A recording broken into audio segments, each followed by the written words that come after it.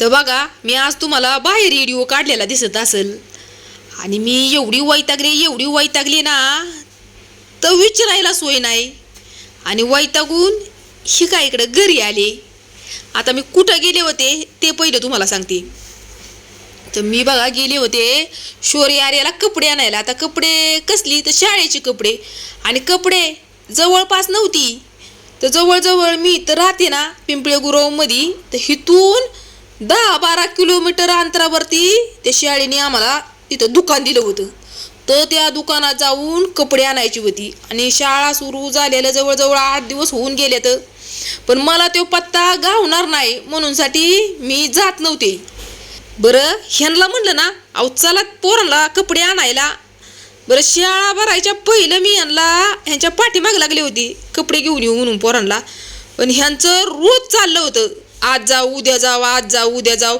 असंच करता करता जवळजवळ पोरांची शाळा भरून 8 दिवस झालं तरी एक कान हलवणात पोरांच्या शाळेच्या कपड्याचं. मी म्हणलं चला आता ह्यांचा आपण विचारच नको करायला, आपलं पोरं घेतली आणि डायरेक्ट मी जिथं पत्ता होता का तिथं गेले. बरं ज्या पण वेळेस मी तिथं गेले इतका जी पाऊस लागला आणि झाला असं मी एका माणसाला विचारलं पत्ता, जो मोबाईलवरती पत्ता पाठवला होता का त्या दुकानदाराने. तर त्या माणसाला जी विचारलं तर तो माणूस माझ्यासारखा शियाना होता. त्याने जे आम्हाला ॲड्रेस सांगितला म्हणता जवळजवळ मी पोरांना घेऊन 1 तासभर फिरत होते तो ॲड्रेस बघायला. त्याने आम्हाला चुकीचाच ॲड्रेस सांगितला. म्हणजे ते मोबाईलवरती असतंय ना काय ते मोबाईलवरती लोकेशन, ते लोकेशन बघून त्याने मला पत्ता सांगितला होता. मी त्या लोकेशनवरती निघाली या. म्हणजे त्याने चुकीचंच सांगितलं मला ते लोकेशन कळना आणि शौर्याला पण एवढं लोकेशनचं कळत नाही बरं का. त्याला कधी सांगितलंच नाही, त्याला तर कसं काय कळणार. त्याला जर पहिलं सांगितलं असं ना त्या पप्पानी की लोकेशन हे असं असं असते मग त्याला लगेच कळालं असतं. पण त्याला कुणी सांगितलं मला याय ना त्यातलं. मग तो माणूसच तो माणूस जे होता ना मग आम्हाला लोकेशन सांगणारा तो माझ्यासारखा शियाना, त्याने आम्हाला चुकीचं लोकेशन सांगितलं.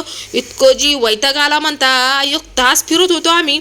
आणि नंतर मग एका दुकानदाराला विचारलं ते लोकेशन. मग त्या दुकानदाराने करेक्ट आम्हाला पत्ता सांगितला आणि त्याने लोकेशन पण टाकून दिला आम्हाला. म्हणला ह्या लोकेशनवरतीच जा. शौर्याला सांगितलं, शौर्याला बरोबर ते म्हणजे त्याला सांगितलं की लगेच त्याला येतं ते मोबाईलमधलं. मग आम्ही बरोबर त्या लोकेशनवरती गेलो तेव्हा ते आम्हाला दुकान पण गावलं.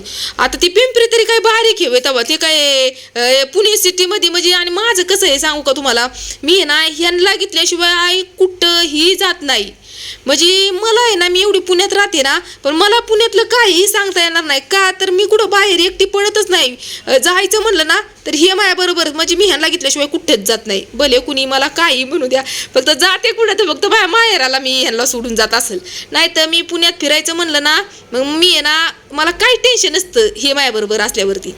मग बघा गेले आणि पावसाचं आणि त्यात मध्ये चालून एवढी वैतागलेलो आम्ही तिघं पण काय सांगायचं या.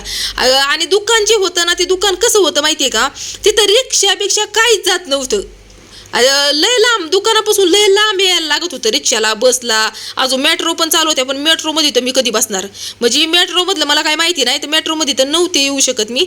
पण रिक्षा पण तिकडं आउट साईडला दुकान पण होतं सगळं. काल म्हणजे ना काल गेले होते बरं का आणि व्हिडिओ आज शूट करते मी. तर एवढं जी वैताग आल्याला म्हणता वैतागून गेलेले मी. बरं घरी आले तर घरी ह्यांच्या कामासाठी पण मला परत जवळजवळ 2-3 किलोमीटरवरती चालवत नेली होती, ते पण पावसाची. असा वैताग आला होता. बरं परत नाही वय म्हणावं तर ह्यांना राग यायचा म्हणूनसाठी नविलाजाने इच्छा नसून पण मला ह्यांच्याबरोबर जायलाच लागलं. मग तिकडून यायला बघा एवढा जी उशीर झाला. आता स्वयंपाक काय करावा. मग मी पण डोकं लढावलं, केल्या 2-4 भाकरी आणि कढावलं बेसन. खा म्हणलं, भात नाही केला काही नाही. आणि भाकरी कशाच्या केल्यात माहिती आहे का, मी आज मक्काच्या भाकरी केलेल्या आहेत. फर्स्ट टाइमच केलेत बरं का. आणि बारीक केल्यात कारण आहे ना मक्काचं पीठ आहे ना असं चरचरीत आहे. आता कसं काय असतंय ते मला सुद्धा माहिती नाही बरं का. मी फर्स्ट टाइमच केल्यात तर चरचरीत होतं तर ते वळत नव्हतं म्हणजे थापायला भाकरी आहेत ना चिरा पडत होत्या.